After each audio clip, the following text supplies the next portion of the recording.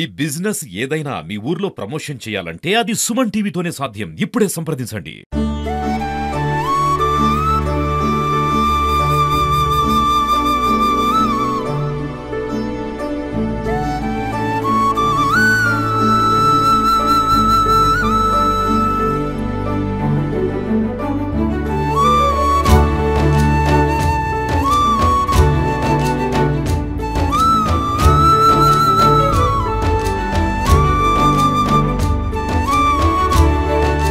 సర్పంచుల పదవీ కాలం మరో 6 నెలల్లో ముగియనున్న నేపథ్యంలో సర్పంచులు గ్రామాల అభివృద్ధికి అసలు కృషి చేశారా లేదా అని ప్రేక్షకులకు వివరించే ప్రయత్నాన్ని సుమన్ టీవీ చేపట్టింది. ఇందులో భాగంగా నేను పాణ్యం నియోజకవర్గం కల్లూరు మండలం సల్కాపురం గ్రామానికి వచ్చాను. ఈ సల్కాపురం గ్రామ సర్పంచ్ పేరు మద్దిరెడ్డిగా తెలిసింది. ప్రస్తుతం ఆ మద్దిరెడ్డి గారిని కలిసి ఈ గ్రామాభివృద్ధికి తాను ఎలాంటి కృషి చేస్తాడో తన మాటల్లో తెలుసుకునే ప్రయత్నం చేద్దాం. నమస్తే అండి మద్దిరెడ్డి గారు. నమస్తే. ఎలా ఉన్నారండి? బాగున్నాం సార్.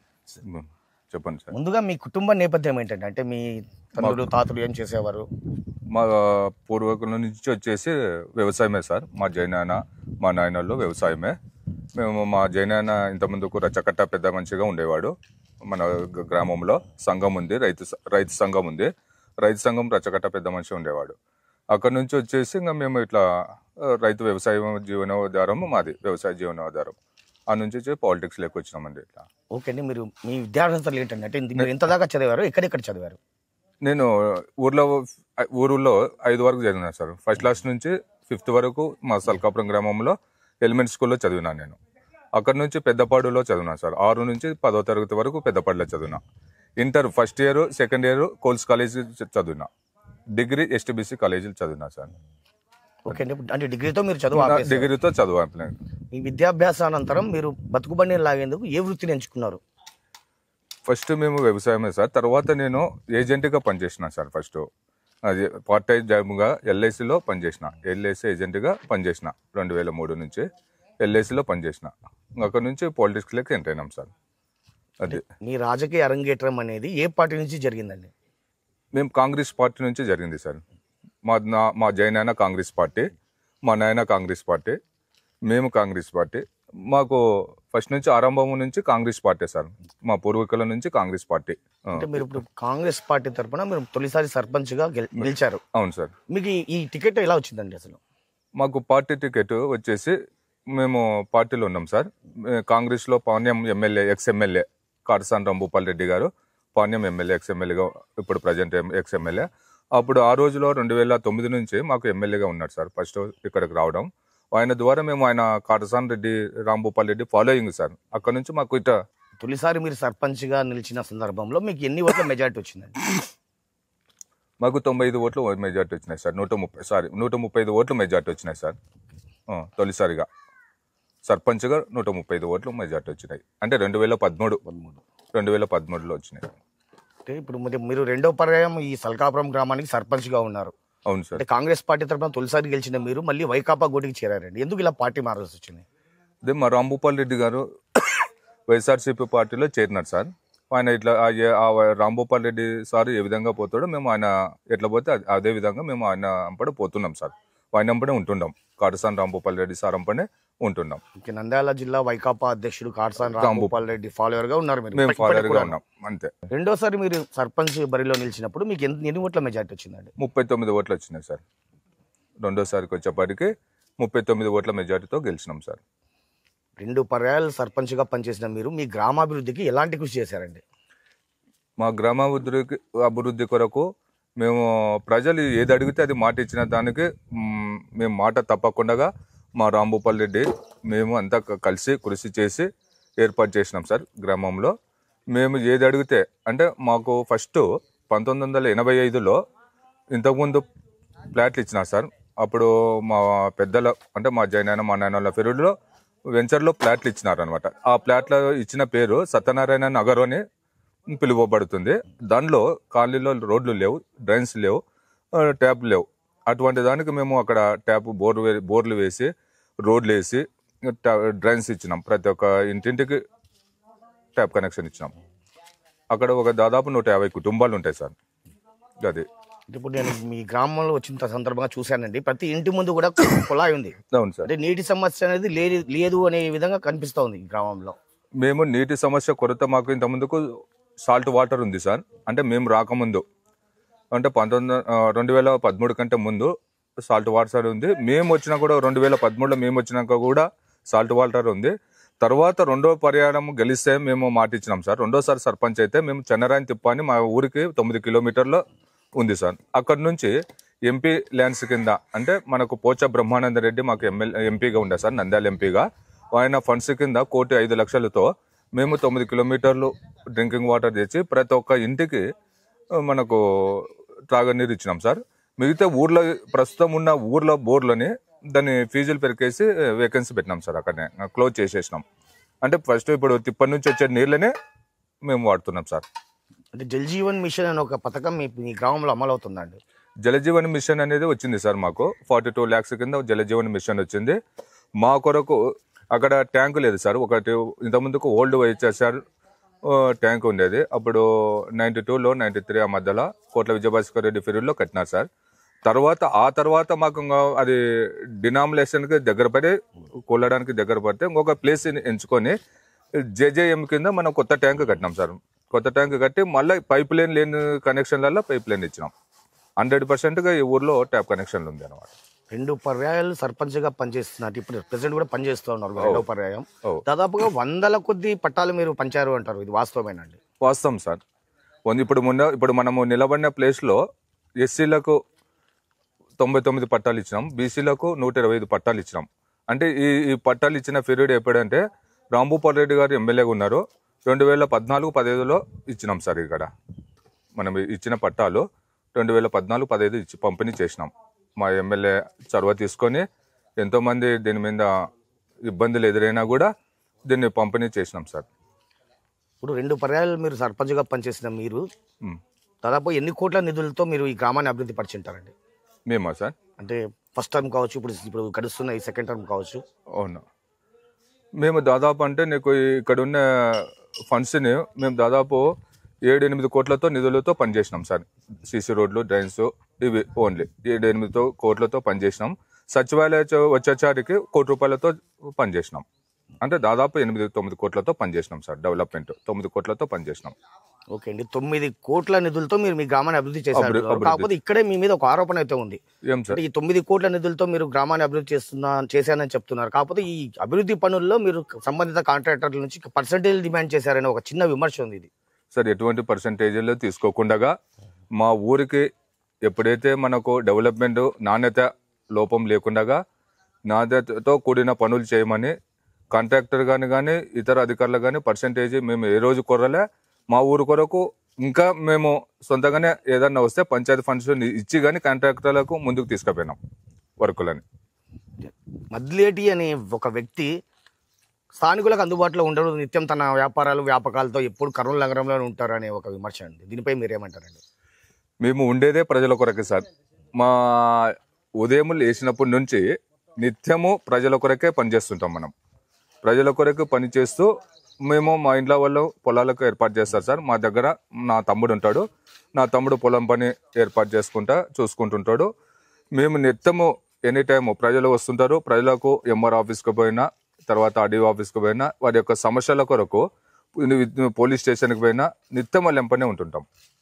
అది మనకు నేను చెప్పడం కాదు, మా గ్రామంలో ఎవరు అడిగినా ప్రజలు తెలియజేస్తారు మీకు వాళ్ళు ప్రజల కొరకు ఉంటున్నారా లేదా అనేది.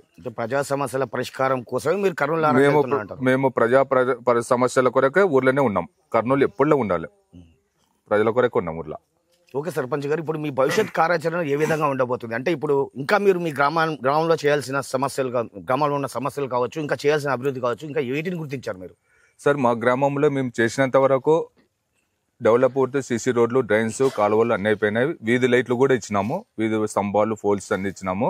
ముఖ్యంగా ప్రధానంగా ఏముందంటే మా గ్రామంలో గుర్తించిన పనులు బీసీ ఓసీలకు పెళ్లిళ్ళు అయితే అంటే నిలబడడానికి కూర్చోడానికి ఫంక్షన్ హాల్ లేదు సార్. నాడ అంటే మేము అక్కడ మెరమని అంటారు మన ఇళ్ళల్లో, హిందూ ధర్మ ప్రకారం మెరమని వెళితే రోడ్డు మీద నుంచి ఊర్లోకి మెరమని వెళ్ళాలంటే దాదాపు 2-3 గంటలు పడుతుంది. అంటే ఊర్లో ఇంట్లోకి చేరాలంటే పెళ్లి కొడుకు పెళ్లి కూతురు ఇంటికి చేరాలంటే, పెళ్లి కొడుకు ఇంటికి చేరాలంటే దాదాపు 3-4 గంటలు పడుతుంది. అంటే ఆ సమయంలో అక్కడ ఉండి అక్కడ నిలబడడానికి కానీ కూర్చోడానికి కానీ లేదు, ప్లేస్ లేదు. అటువంటిది మనం అక్కడ ఒకటి బీసీ కమ్యూనిటీలు కానీ అందరికి సంబంధించిన కమ్యూనిటీలు కానీ కట్టియాలని మా ఆలోచన గుర్తించినాము. అదేవిధంగా మైనార్టీలకు కూడా సాధికారణ లేదు సార్, మైనార్టీలకు ఒకటి సాధికారణ లేదు, అది గుర్తించినాము. ఎస్సీ కమ్యూనిటీలు శాంక్షన్ అయింది, అది నిరుపయోగంగా ఉంది, అది పూర్తి చేయాలనేది మేము గుర్తించినాం సార్. అదొకటి. మిగతాది ఏముందంటే యూత్ ఇప్పుడు ఉండే ప్రజెంట్గా యూత్ టౌన్కి ఇంత దగ్గరలో ఉండి మమ్మల్ని వచ్చి ఎన్నోసార్లు మొరబెట్టుకుంటున్నారు యూత్. అంటే మనకు టౌన్కి దగ్గర ఉండం, కల్లూరు మండలము కర్నూలు కలిసిపోయింది, మాకు క్రికెట్ ప్లే గ్రౌండ్ లేదు.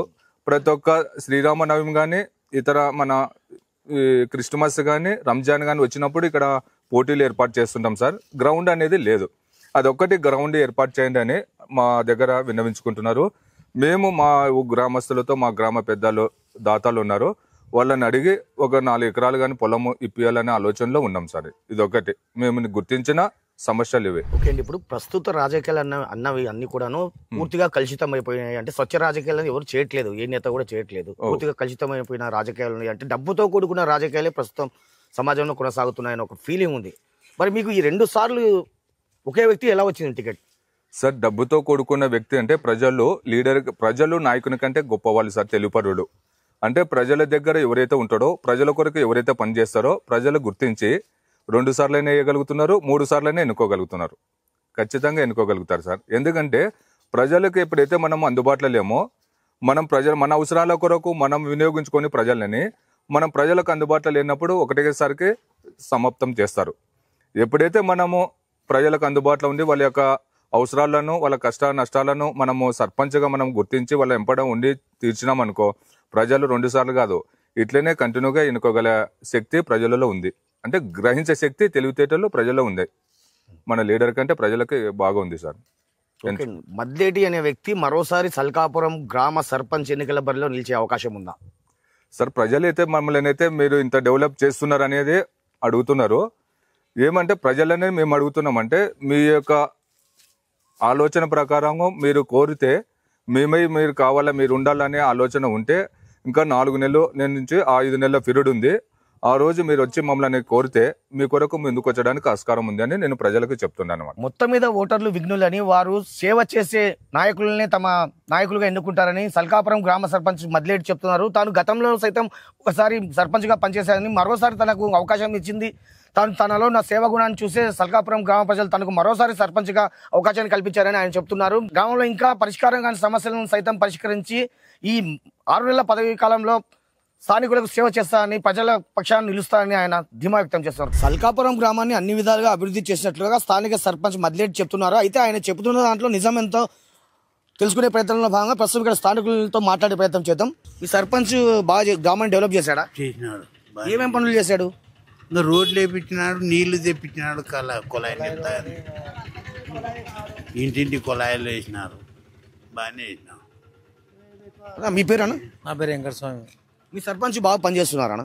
కొన్ని పనులు బాగానే చేసినాడు, చేసిన కాడికి రోడ్లు అది కుళాయిలు అంతా బాగానే. ఇప్పుడు మద్లేటి గారు సర్పంచ్ గారు మీ గ్రామాభివృద్ధికి కృషి చేస్తున్నారా లేదా? బాగా కృషి చేస్తున్నాడు, పూర్తి స్థాయిలో పనిచేస్తున్నాడు. గ్రామ సౌకర్యానికి అన్ని విధాల సహకరించినాడు. రోడ్లు, డ్రైనేజీ, గ్రామ పారిశుద్ధ్యము, నీటి సౌకర్యము అన్నీ ప్రజలకు తగిన విధంగా పనిచేసినాడు. వీలు కల్పించినాడు, గ్రామాన్ని కూడా డెవలప్ చేశాడు. ఇప్పుడు మరో 6 నెలల్లో ఇప్పుడు మళ్ళీ సర్పంచ్ ఎలక్షన్లు రాబోతున్నాయండి. మరోసారి మద్లేటి గారు సర్పంచ్గా ఎన్నికల బరిలో నిలిస్తే మళ్ళీ అతను గెలిపిస్తారా మీరు? మా వరకు నిలిపిస్తే మేము గెలిపిస్తాం. అందరి విషయం చెప్పలేము కానీ మేము మా చుట్టూ ఉన్న వాళ్ళ కోసం గెలిపిస్తాం. మీ పేరండి? వెంకటేశ్వర కే వెంకటేశ్వర. మీ సర్పంచ్ మద్లేటి ఏ విధంగా పనిచేస్తున్నారు? మాకు తెలిసినంత వరకు ఎంత మంచిగా చేసినాడు అంత మంచిగా చేసినాడు.